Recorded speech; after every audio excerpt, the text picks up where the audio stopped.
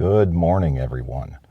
It's the first Monday of the new year, and today we're going to get back into the swing of things while talking about the past year review I do every year. Well, this is episode number 75 of the All Around Growth Podcast, everyone, and this is a show where we talk about how and why we build the lives of our dreams, and we do so utilizing a particular type of personal growth and development referred to as all-around growth. Now, today is Monday, January 4th, 2021, and like I said, today's show title is The Past Year Review. Now, first and foremost, I'd like to give a hat tip to Tim Ferriss from the Tim Ferriss Show.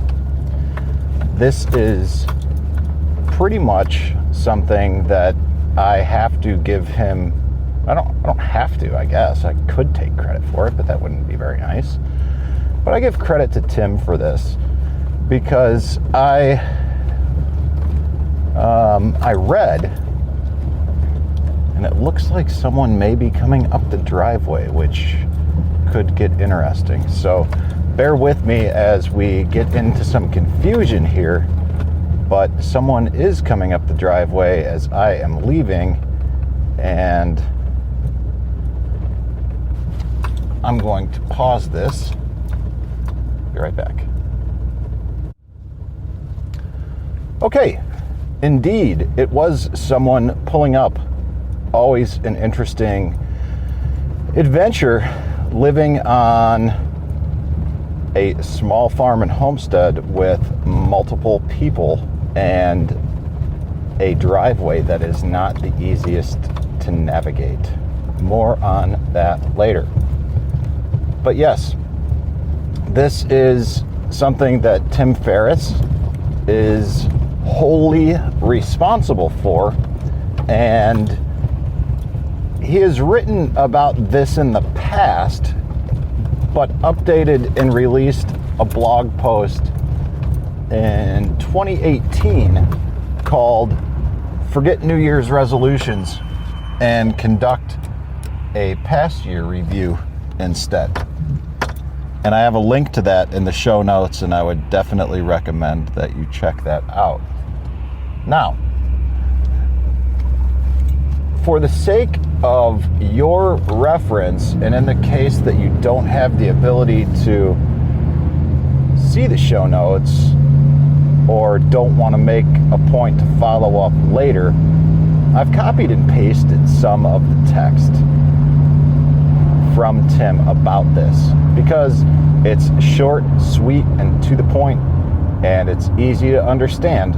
So the easiest thing to do is just read it and then share with you what I do and how I've modified that exercise. All right.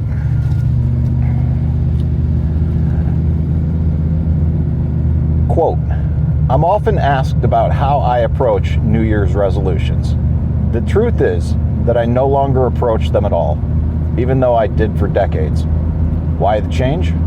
I have found past year reviews, PYR, more informed, valuable, and actionable than half-blindly looking forward with broad resolutions. I did my first PYR after a mentor's young daughter died of cancer on December 31st, roughly 8 years ago, and I've done it every year since. It takes 30 to 60 minutes and looks like this. Okay, there's 5 steps here. Step 1, grab a notepad and create 2 columns, positive and negative.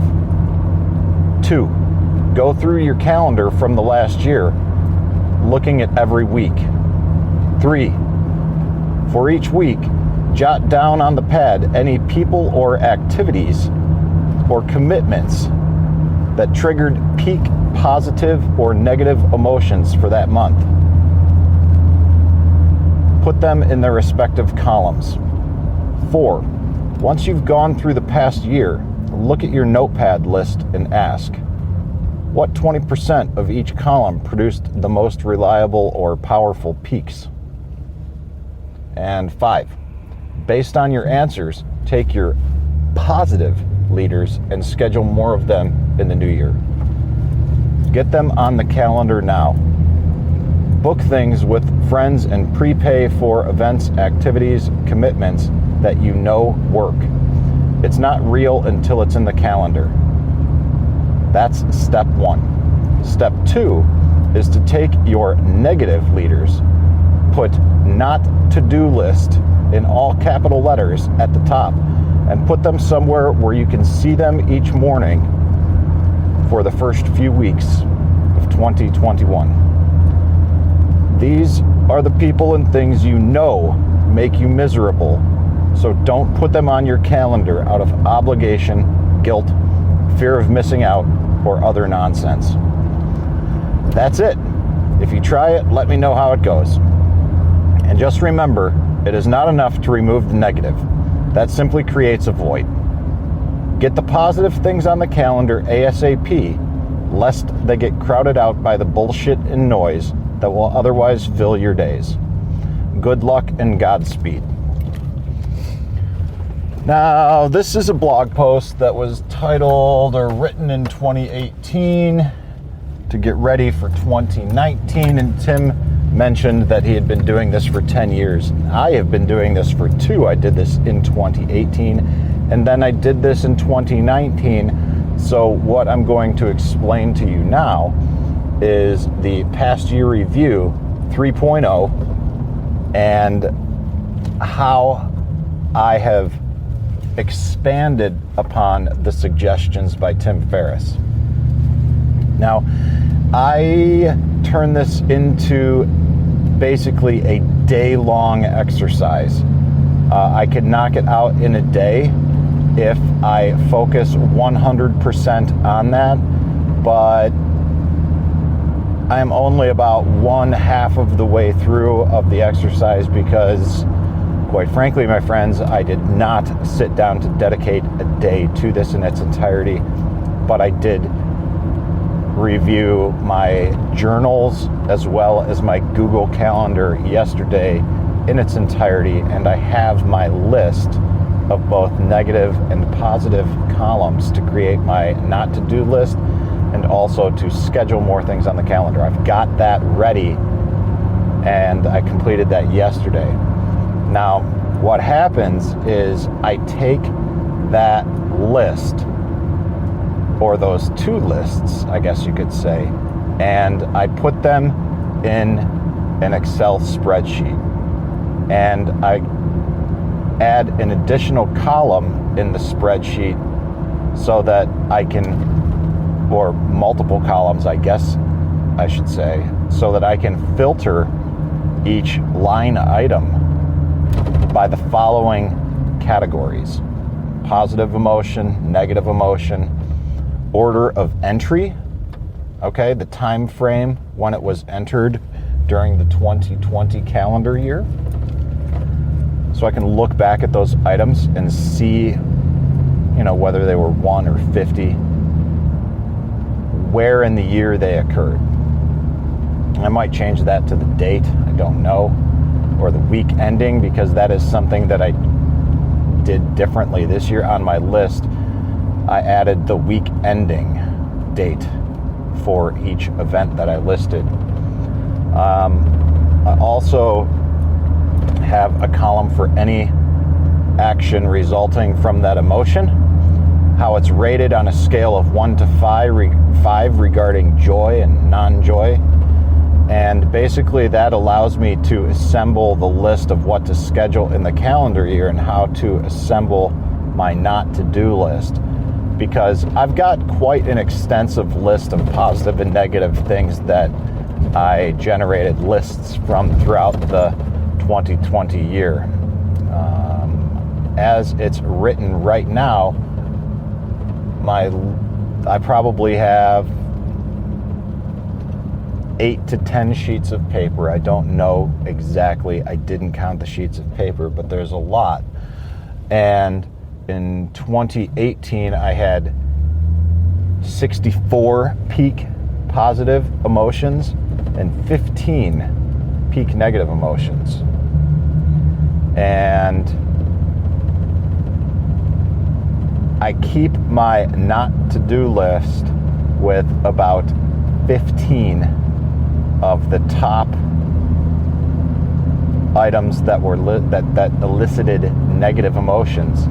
And as I go through the year, some of those things are listed multiple times, and the ones that are listed the most frequently are subsequently by default the highest on my list of the things not to do. Now, Tim recommends that you keep this not to do list visible for the first few weeks of the year. I keep it visible all year. I think it's a great reminder of the habits that I'm trying to not engage in. And then I have other habits that I track that I'm trying to begin in my best self journal. And that allows me to not only focus on the negative, but also focus more on the positive, since I'm looking at my journal with more frequency than I am the annual not to do list. Now, the categorization and labeling of the past year review in Excel, the way that I do it makes for easy prioritization of a longer list. And because I am indeed a list-oriented individual, this works well for me, and Excel is a great tool for managing data, even for things like this, a past year review. Now, after I have everything done and in the Excel spreadsheet, I go ahead and I schedule those positives for the next calendar year, and I have and then that's really about it. Basically, I perform the exercise in the same manner that Tim Ferriss does, but I just step it up a notch because I don't know what kind of calendar system he uses, but right now I use a written journal in conjunction with the Google Calendar, and I've been using that system for a few years now, and it works pretty well for me. I may be looking to transition away from the Google Calendar at some point in my life, but for now, that's what I use, and I'm not too incredibly inclined to change what I'm doing at this point in time until I get back on track with a lot of the other projects that I spent the past week working on, organizing, and removing from my various lists. Alrighty, so that's it, everybody. Hopefully this episode was a valuable use of your time, and you were able to gain a little bit in terms of learning how I perform the past year review. And if you think that this episode was a valuable use of your time, one of the things that you can do is go to the bottom of the show notes, and you'll see a link there that you can click to rate and review the podcast. That will take you to Apple Podcasts, where you can leave a 5-star review, or a 5-star rating rather, and a written review if you feel so inclined. If you have any questions or would like to provide me with some kind of feedback, you can drop me an email at allaroundgrowth@gmail.com. And last but not least, you can join the community at t.me/allaroundgrowth. We're on Telegram, the Telegram Messenger, and We've got a small but vibrant community of awesome individuals there. The group name is All Around Growth. If you're on a computer, check us out, t.me/allaroundgrowth. And if you use Telegram on your phones or your tablets, then you can simply search for All Around Growth there as well. All right. Well, everybody, like I said, that's it. I hope that you have a great week this week. I know that I'm off to a good start already. And, like Tim said, try the pasture review and let him know how it works. And I'd like to encourage you to do the same thing. So give it a shot. Go to the show notes, check out the links for more information. Try it for yourself. See how it works. And let me know as well. t.me/allaroundgrowth. And let all of us know how it works. This is Rob Kaiser, and you've been listening to the All Around Growth podcast. Thank you for your time, and have a great day.